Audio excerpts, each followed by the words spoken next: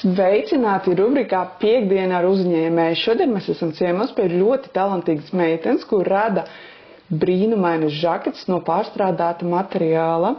Vai vari, lūdzu, Sabīna, mazliet pastāstīt, ar ko tu tieši nodarbojies? Labdien, mani sauc Sabīna, un es esmu zīmola Pureplex Stitch radītāja. Es nodarbojos ar to, ka es radu unikālus apģērbus no pārstrādātiem materiāliem. Vai tu vari mazliet ieskicēt, kā tu nonāci vispār līdz idejai, kā tu nokļuvi šajā visā? Pirmsākuma mani šūšanas iesākās ar manu mīļo vīra māti Signi, kura man iemācīja un parādīja. Signi? Jā, Signi ir foršas, jā. Signi, ka viņa man iemācīja šūšanas pamatu, visi ierauga tajā šūšanas pasaulē, audumu pasaulē. Un tad no sākuma es, protams, tikai skatījos ar tādu interesi, kā tas viss notiek. Un tad, kad es paliku stāvoklī, mēs kopā radījām man pirmo grūtniecības kleitu. Un tad divatā mēs tur visu to kleitu no A līdz B uzšuvām. Un tad lēnām es pati sāku mācīties, šūt un skatīties, kas man tur... Tad sanāk, ka tas bija tas brīdis, kad jūs šuvāt to kleitu, kad tu saprati, ka es arī šo gribu darīt. Jā, man bija tāda dziļa iekšēja pārliecība, bet acīm redzot, tas vienkārši nebija īstais laiks, lai to darītu, jo tad man bija dekrēts un pēc tam es atgriezos citos darbos, bet Kurš bija tas brīdis, kad, piemēram, tev bija, varbūt tev tā arī nebija, kad tu saprati, nē, šis nav mans, vai tev uzreiz bija tā, jā, šis ir mans, man ļoti, ļoti patīk? Es esmu šūsi daudz ko mēģinājusi šūt, un man visu laiku bija tā sajūta, nē, šis nav mans, šis ir tikai tāds, tāds mēģinājums, bet tad, kad es sāku internetā izmēju ļoti daudz meitenes, kas veido līdzīgi. Tā pati doma ir radīt lēno modi. Tas nozīmē izmantot pārstrādātus materiālus, dot tiem otro dzīvi un radīt unikālus apģērbus. Un es skatījos, savu kaut kādas idejas arī palika galvā, un tad es sāku šūt prototipus. Pirmiem man bija krakli un žaketes, kuras es skatījos, kas man patīk, kurš audums uzvedas savā starpā. Un tad, kad jau rezultāts bija tāds, kas man apmierināja, tad es domāju, tagad es varu sākt parādīt savu publikai. Bet principā sanāk, ka žakets nemaz nebija pirmais. Tu iztestēji visu kaut ko, pirms nonāca līdz žaketēm. Kāpēc tieši žakets? Žaketes, manuprāt, tāpēc, ka tas bija gada sākums, un tad viss liekas tāds, kad vairāk vajag to melno, ir dažādi pasākumi, kas jāapmeklē, un žakete ir tāda, klasiska lieta, kas vienmēr nodara. Viņa nodara gan pasākumos, gan ikdienā. Tu vari uzvilkt žaketu kopā ar šortiem vai kedām. Un tu viņu var nēsāt tiešām neatkarīgi no svētkiem vai ikdienas, un tad paralēli nāca arī krekli klāt, un tad mēs sākumā redzam, ka visi ir tie tumšie toņi, un tad, kur jau sākās pavasaris un vasara, kad viss jau paliek tāds krāsainās. Cik ilgs laiks tev apmēram paiet, kamēr tu radi vienu žaketu? To man īstenībā ļoti grūti pateikt, jo, piemēram, kad ir dažreiz tev tā ideja galvā jau rodas, bet nav resursi, tu nevari atrast tieši to materiālu, ko tu gribētu piešūt klāt. Bet, principā, ja tas viss ir uz vietas, ja, piemēram, man ir mājās žaketa, man ir audums, tad to es varu izdarīt, principā, līdz maksimums 5 stundām, tas ir ar visām pauzītēm. Jā, labi. Tāpēc, ka roka ir ietrenēta. Labi, tu man pārsteidz mazliet. Bet sanāk, ka visas šīs, ko tu esi radījusi, tas ir tava interpretācija, vai tas ir no tā, ko tev ir lūgušas klientes?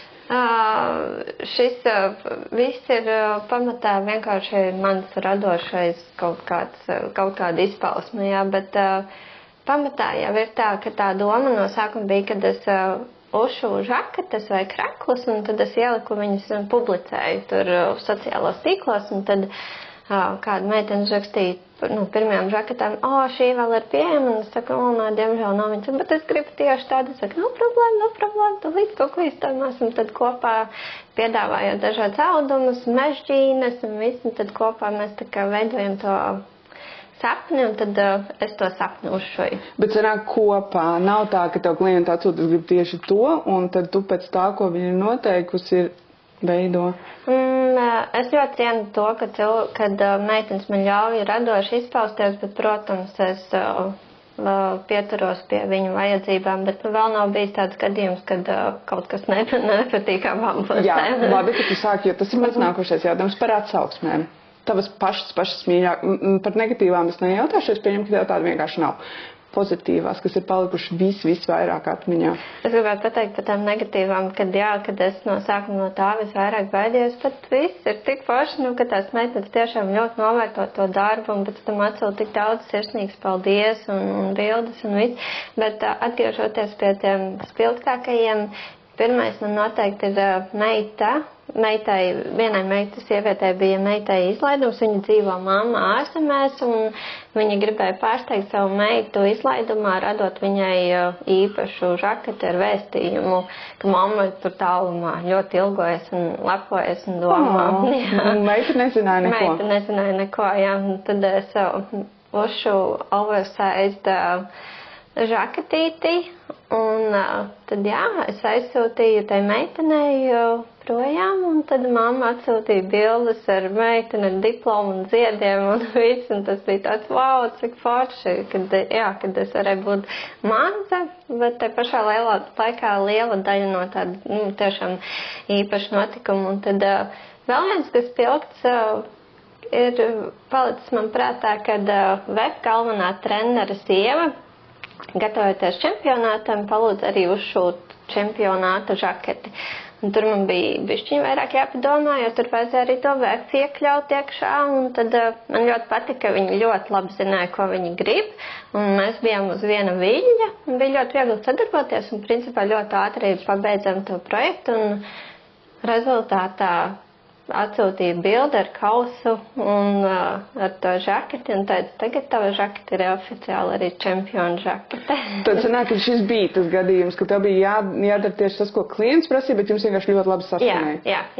Jā. Superīgi. Jā. Varbūt tu vari parādīt kaut ko no tā, ko tu esi sašus, mazliet pastāstīt, kas ir tas, kas tur ir tapis? Jā, protams, mēs varam. Tā, šeit mums ir pirmās žaketītes, šī arī ir. Sākotnēji man likās, ka mans logo būs All Black Everything. Jā, ar sirsniņu, bet īstenībā tur laikam, es bišķiņ bezlaid pārdomāju, bet šīs sirsniņas rotā ļoti daudz manas darbus. Tāda atpazīšanās zīme. Jā, šī ir pati pirmā? Nē, šī ir viena no palikusi pie pirmajām. Viņa gan ir ļoti vienkārši, šeit ir tikai, var teikt, mežģīnītes, jā, piešūtas pērlītes, logo, bet tad ir arī tādas dramatiskākas, tādas, kur viens plecs stāv rāms, kamēr otrs sapņo, un šis ļoti, ļoti meitenēm patīk. Un ar ko žaketes ir tik īpašas ir tas, kad es ņemu vienu izmēru, kas principā der visiem. Tas ir no XS līdz XL izmēriem dāmām. Smalkākas, ko meitenes var nēsāt kā oversize, un tad attiecīgi pēc tam kā oversize vispār šobrīd ir ļoti aktuāls. Iedoslots man šeit? Un šī ir viena vienīgā vai ir vēl šādas žaketes? Viena vienīgā, bet viņas es varu uzšūt arī vēl. Jā. Mainot volānu vai ļoti labi izskatās. Man ļoti patīk. Vai tev ir arī vīrieši kāds pārstāvi, kas nevis šuj, bet lūdzu tev uzšūt priekš savām dāmām? Pat cik šis viss man ir tik jauns un nesen sāks, pagaidām vīrieši nav. Cik ir nesen? Es sāku sevi publicēt un rādīt šī gada sākumā tikai. Vīriešiem ir visas iespējas? Jā, ļoti labi. Man liekas ļoti labi dāvana. Un es jau uzreiz pamanīju, kas man vēl patīk. Jā, šis ir viens no prototipiem. Šīs nav pārdošanā, šīs nav nekur izlikts, bet vienkārši tā, lai varētu saprast, kā es esmu spēlējusies šeit ar audumiem un domājusi un skatījusies, kas man īsti patīk un kas man īsti nepatīk. Un kas tev nepatīk šajā? Šeit? tas, kad man viņa kaut kā, man liekas, viņa tā baltā šeit īsti. Man ļoti patīk. Varbūt kaut kuram. Labi. Tātad tas ir vienkārši piekasīgums savam darbiņam. Jā, šis atkal ir krakls, šī vairs nav žakete. Šeit ir izmantoti dažādi materiāli. Šeit es skatījos atkal, kurš materiāls ar savā starpā draudzējos. Dažreiz tiešām ir, vienkārši mehāniski grūti sašūt, jo daudz auduma savā starpā kaut kā negrib īsti draudzēties. Bet, jā, šeit gala rezultāts ir tāds, ka aizmugurē arī mums te ir tāds, tiliņš ar audumu, kokvilniņu un priekšā tāda, kam mešķiņa. Un šis arī ir viens vienīgais? Jā, viens vienīgais. Viss ir viens vienīgais, jo divu dažādu, nav divu dažādu vienādu žakešu. Tas nozīmē, ja klienti nopērk no tevis šādu žaketīti, tas nozīmē, ka nevienai citai tāda nenāksies, sievietēm tas ir ļoti svarīgi. Jā.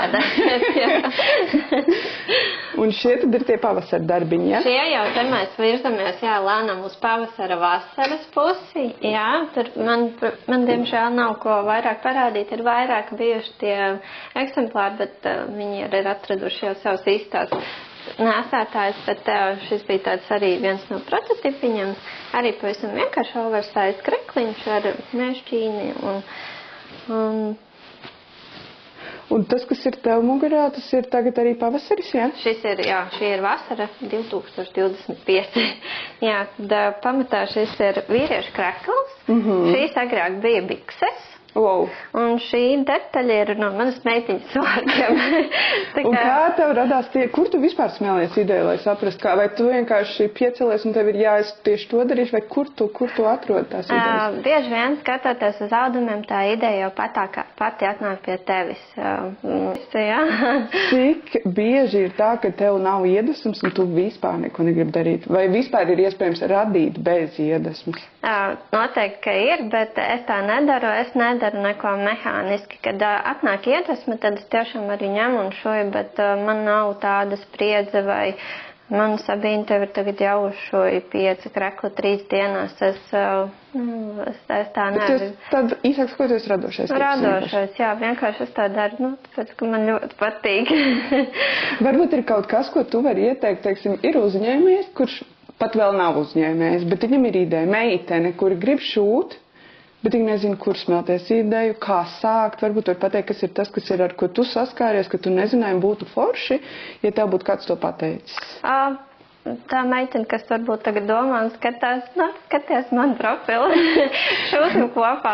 Jā, visa informācija par Sabīnu būs norādīta zem šī te ierakstā, video rullīša, un Sabīni var atrast Instagramā un Facebookā šobrīd tikai. Gan. Un tā meitenei, kas domā, es varu pateikt, nebaidies un saprast to, ka arī ar maziem resursiem var panākt lielas lietas. Ja tiešām kāds jautājums droši uzrakst, es padalīšos ar informāciju.